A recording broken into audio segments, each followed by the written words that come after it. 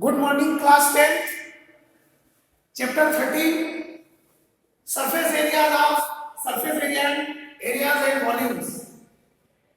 Exercise 13.3, page number 251, question number 1.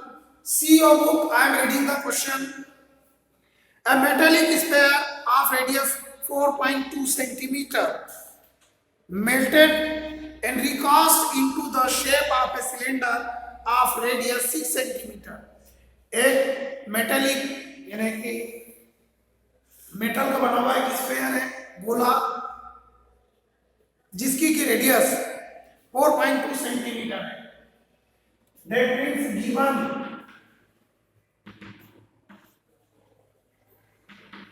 radius of sphere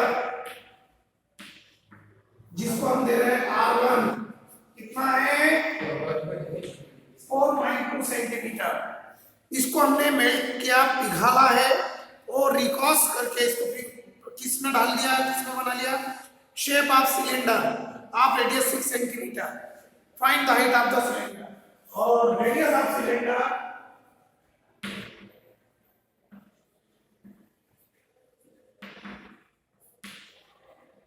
R2 is equal to कितने centimetre 6 centimetre. Sphere को पिघाल कर हमने सिलेंडर बनाया जिसकी रेडियस 6 सेंटीमीटर है, तो इसकी हाइट क्या होगी. मींस फाइंड करना है height of cylinder. Find height means edge of cylinder.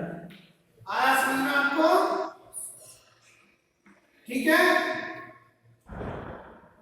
तो आपको मालूम है कि हमने स्फीयर को रिकॉस्ट करके सिलेंडर बनाया, तो दोनों का वॉल्यूम तो सेम है, मेटल वही है. तो volume of cylinder is equal to volume of sphere. Cylinder का वॉल्यूम में पहले से ही लिखा है कि हमें सिलेंडर में से एज फाइंड करना है. तो जिसको फाइंड करना है उसको लेफ्ट हैंड साइड लिखिए, जो दिया है राइट हैंड साइड. तो सिस्टमैटिक रहेगा, बाकी ऐसा कुछ कंपलसरी नहीं है, नियम नहीं है. समझ में आया? आप इधर इसमें लिख सकते हैं, इधर सिलेंडर लिख सकते हैं, no issue. Then volume of cylinder is equal to volume of sphere. अब कुछ नहीं करना है, आपको फॉर्मूला लिखना है दोनों का. Volume of cylinder is equal to होता है पाई आर स्क्वायर एच. हमने लिखा पाई आर स्क्वायर एच, लेकिन इसका रेडियस आपके पास सिलेंडर का रेडियस है r2, तो यहाँ पर r2 शो करना रहेगा. is equal to 4 upon volume of sphere 4 upon 3 pi r cube, और इसका रेडियस है r1, तो ये r1 आ गया समझ में. अगर हम r2 और r1 नहीं लिखे तो क्या हो जाता मालूम है, यदि हमने पाई से पाई कैंसिल किया जाता, ये पाई मल्टीप्लाई में इधर आएगा, डिवाइड कैंसिल हो गया. इसी प्रकार r से r स्क्वायर कैंसिल करके r बच जाता है. हम 2 और 1 ना लिखते, ये 2 और 1 लिखने का मतलब ये है कि इनका रेडियस डिफरेंट है, तो हम उसका वैल्यू लिखेंगे.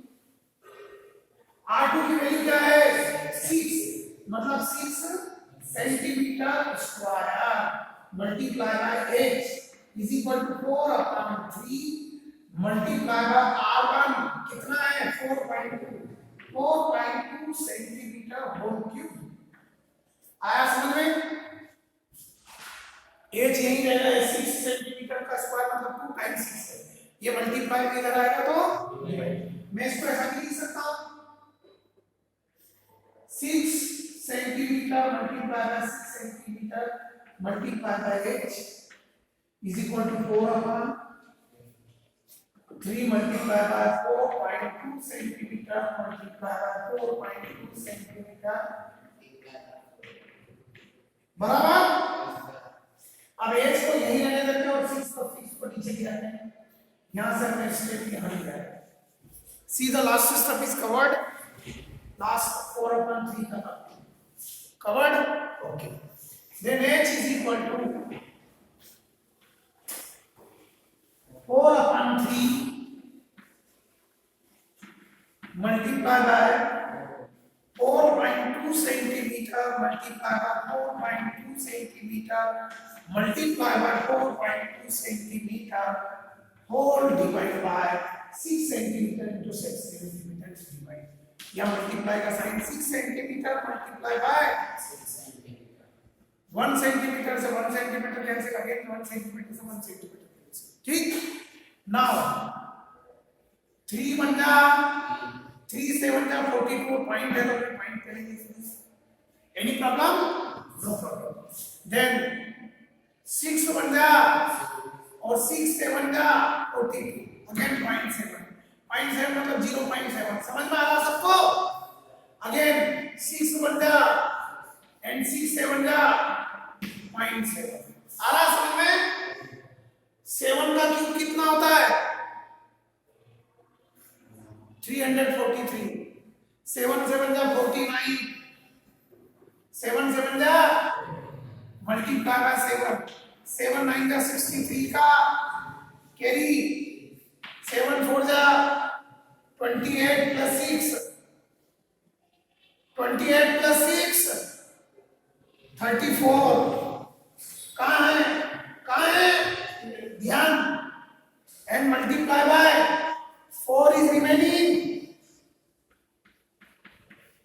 4 3 जा, अरे बोलो ना, 4 3 जा 12 कैरी 1, 4 4 जा 16 1 17, 4 3 जा 12 and 1 13, और 1 2 and 3 डी के बाद डेसिमल था सर। अब बोलो सर ये जो फर्स्ट में 4.2 लिखा ना, इसमें 1.4 आया सर, क्योंकि 3 से कट करा। अच्छा, मैंने 3 से कट करा था। Yes sir. हाँ यार, करेक्ट करेक्ट करेक्ट, शाबाश, बिल्कुल गुड। 3 बन जा 3.34 जा 3 बन जा 3 बन जा 3 1 इवनिंग 1 3 4 जा, बिल्कुल सही कहा। आई वाज आल्सो थिंकिंग कि 3 टाइम्स 7 कैसे आ, हाँ बिल्कुल सही, शाबाश। तो 7 7 जा 49 और 49 में हम 56 का मल्टीप्लाई करते हैं, 14 4 जा 56, है ना, समझ में आया। और डेसिमल लास्ट में लगा देंगे 1 2 3 डिजिट के बाद, सुन लिया आपने, ठीक।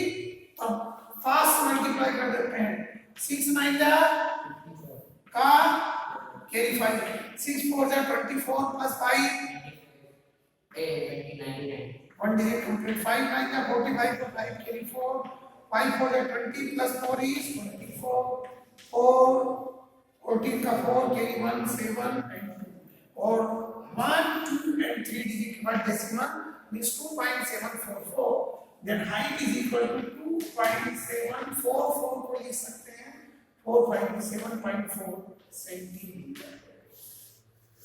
आ गया समझ? Yes sir. Everyone understand? समझ में आ गया? अब हम स्टार्ट करते हैं क्वेश्चन नंबर 2। सीधा question number 2 I am reading it. Question number 2 is metallic sphere of radii 6 cm, 8 cm and 10 cm. 3 metallic sphere है, sphere मतलब 3 गोले हैं जिनकी अलग अलग रेडियस है। R1 is, अरे बोलो तुम लोग, R2 8 cm and R3 6 8 और 10 cm रेडियस के हैं। अब respectively are melted to a form of single solid sphere, इन तीनों को पिघल कर एक बड़ा सॉलिड स्फीयर बना दिया, तीनों के वॉल्यूम के बराबर। Find the radius of the resulting sphere. इस रिजल्टिंग स्फीयर का रेडियस फाइंड करना है। It is a very good question और कर लेते हैं, बहुत ही इजी है, ठीक है। See it is question number second.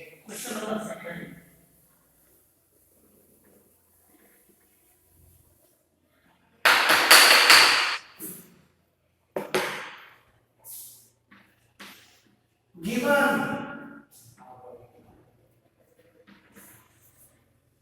radius of first sphere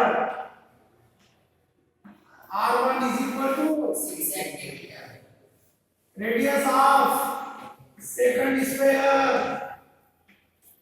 R2 is equal to 8 cm. and radius of, बोलो, Third sphere. very poor student are sitting here. R3 is equal to 8 cm. and find radius of resulting sphere sphere and it is R4. Very clear? yes sir So volume of resulting sphere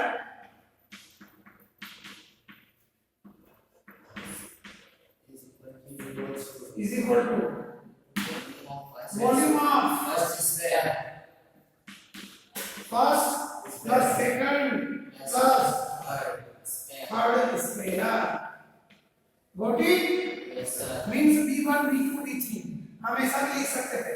ये V4 is equal to volume 4 resulting sphere is equal to V1, V2, V3. ये volume 1 plus volume 2 plus volume 3 है ना? अब हम direct लिख सकते हैं. Volume of resulting sphere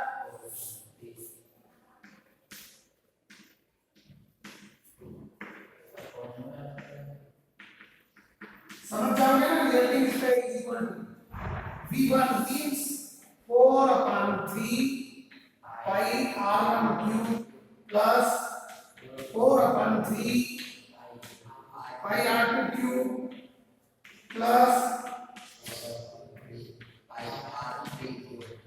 very clear everyone. Resulting square का वॉल्यूम लिख सकते हैं अपन. तो रिजल्टिंग स्क्वायर का वॉल्यूम होगा 4 upon 3 pi r4 ठीक है. अब हम 4 upon 3 pi कॉमन ले लें. सभी जगह है 4 upon 3 pi कॉमन आ रहा है समझ में. then r1 cube plus r2 cube plus 4 upon 3 से pi से अब यहाँ R4 है, R1, R2, R3 सब डिफरेंट है इसलिए कैंसिल नहीं हो सकते. अब हम वैल्यू पुट अप करेंगे. R4 की वैल्यू तो हमको फाइंड करना है. तो R4 cube will be same. R4 cube is equal to R1 की वैल्यू बोले 6 cube plus 8 cube centimetre cube भाग लीटर. समझ में आ गया common unit. then R4 cube is equal to 216 plus 512 plus 1000 cubic centimeter. जिसने 8 तो बहुत अच्छे से पढ़ी है. Cube and cube root square and square root 30 तक के मैंने उसी समय बोला था कि कम से कम 30 तक के square and square root cube and cube root हमको ओरल मालूम होना चाहिए. लिखते हमारे को आंसर आना चाहिए. R4 cube is equal to 6 plus 2 8 plus 0 is 8. 1 plus 1 2 plus 0 is 2. 2 plus 5 is 7. 2 plus 0 is 7 and 1 will be 7 centimeter cube. On taking the cube root of both sides. On taking square root मत लिख देना cube root. और ये symbol है cube root का. समझ गए. इसमें क्यूब लिखा है. Then cube root of R4 cube is equal to cube root of 1728 then cube root से cube root cancel. R4 is equal to 12 centimetre का क्यूब. इस तरह जो आपका R4 जो तीनों को हमने मैच करके बड़ा स्फीयर बनाया है उसकी रेडियस 12 सेंटीमीटर होगी. अब मैंने आपको बताया था इस नंबर के बारे में विशेष उस दिन भी बताया था. 1720 number is called Ramanujan number. इस नंबर की खोज रामानुजन ने की थी बिकॉज़ ये बहुत ही स्पेशल है. ऐसा नहीं कि इसके पहले लोग इसको नहीं जानते थे. नहीं, it is a very special number कि ये कॉन्सेक्यूटिव इवन नंबर के क्यूब का सम जो है फोर्थ कॉन्सेक्यूटिव नंबर क्यूब. देखो 6 8 10 and 12 दिख रहा है आपको. these are all the consecutive even numbers. consecutive even numbers समझ में. और इन 3 consecutive even नंबर के क्यूब का सम जो है वो 1720 है। आ गया समझ में? और ऐसा ही है रामानुजन जी ने फाइंड किया था, इसलिए this number is called the Ramanujan number. Got it? याद रखिए इंफॉर्मेशन दी मैंने आपको। Now question number 3 we will start. Question number 3 देखेंगे अब हम।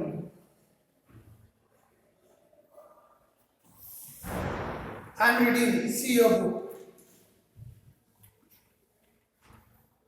A 20-meter deep well with diameter 7 meter is dug and the earth from digging is evenly spread out to form a platform 22 meter by 14 meter.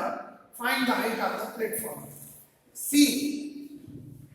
क्या होता है कि 20 metre deep well हमने कितने metre घेरा है कुआं खोदा? 20 मीटर। 20 मीटर गहरा हमने कुआं खोदा, जिसका के डायमीटर कितना दिया हुआ है इसमें? 7 मीटर। तो ये जो वेल होता है, जो कुआं होता है, इसका शेप क्या होता है बेटा? सिलेंड्रिकल। क्या होता है? सिलेंडर।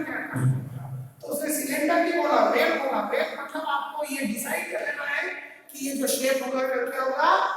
सिलेंडर। क्या होगा? सिलेंडर। तो गिवन इन ए वेल, जो कि क्या है अपने आप में? सिलेंडर। आया समझ में? ठीक है, सिलेंडर। इसमें आपको डीप मतलब गहराई है कि उसकी हाइट कितना दिया है? एक ही बच्चा बोल रहा है तुमको क्या बोलने में भी कोई प्रॉब्लम है क्या बेटा? डिजिट को। और इसका diameter 7 metre. diameter is equal to 7 metre. so therefore radius r1 is equal to 7 by 2। आ गया समझ में? ये रेडियस है। अब इसमें से जो अर्थ मतलब मिट्टी जो निकली वो बाहर एक प्लेटफॉर्म के रूप में जमा, तो प्लेटफॉर्म जो बना वो है क्यूबॉइडल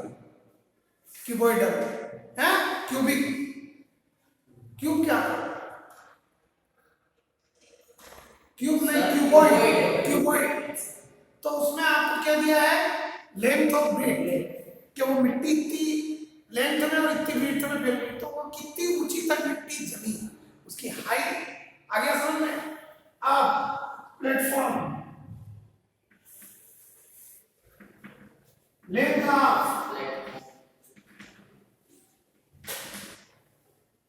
जो कि है क्यूबॉइड, क्या है? उसकी लेंथ कितनी दी है? 20 दी है। 22। उसके बाद ब्रीथ ऑफ प्लेटफॉर्म कितना है? प्लेटफॉर्म मतलब वो कौन सा शेप का है? ये बी कितना है? 1/4। Yes sir.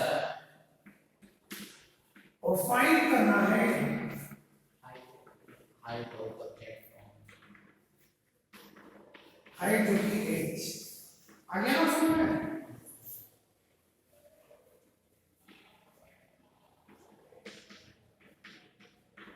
और प्लेटफॉर्म कौन सा शेप का है तो आपको मालूम ही होगा। ठीक, तो अब आपको सिर्फ कंपेयर करना है volume of cuboid is equal to volume of cylinder, और फार्मूला लिखना है, आपका आंसर है। वी नो, क्योंकि कुआं जितना खोदा उतनी तो मिट्टी बाहर आई, तो दोनों का वॉल्यूम सेम हुआ ना। Volume of well means cylinder is equal to volume of platform. समझ में आ रहा सबको? जो कि क्या है? क्यूबॉइड। क्योंकि प्लेटफॉर्म का कोई फार्मूला नहीं होता है, हमको मालूम है क्यूबॉइड का होता है। लेंथ मल्टीप्लाई कर ब्रेथ मल्टीप्लाई बाय। वेल का कोई फार्मूला नहीं, हमको मालूम है सिलेंडर का होता है। Volume of cylinder pi are square h। अब हम r1 का भी लिखेंगे तो चलेगा, क्योंकि यहां इसमें रेडियस है ही नहीं, तो r ही रहेगा। ठीक है, h1 और h2 जरूर रहेगा,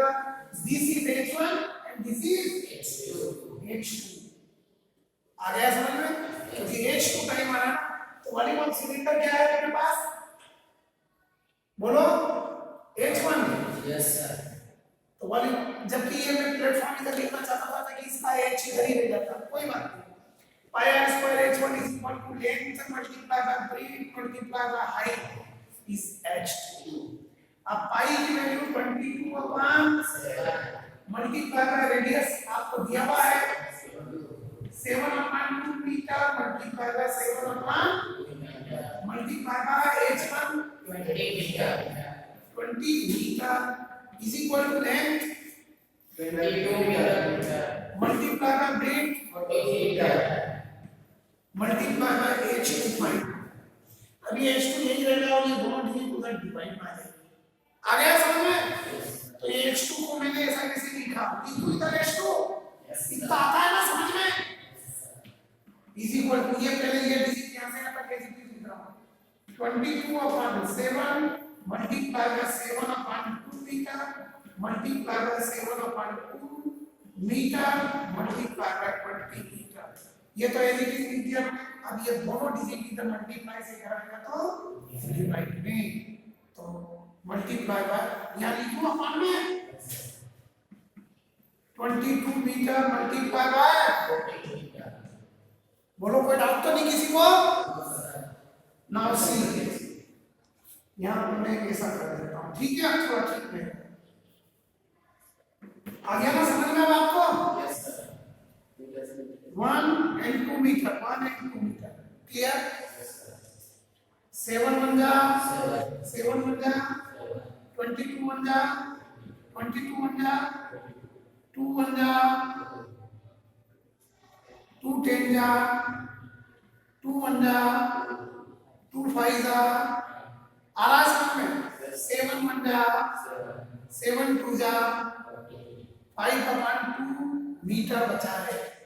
H2 is equal to 5/2 meter or H2 is equal to 2.5 meters। बोलो आया समझ में बेटे? पूरी क्लास को? It is a very good question, most important। These are all 3 questions and you should do it, remaining all the sum at your home for practice। If those sum you will be unable to solve them, I will explain them। Okay beta?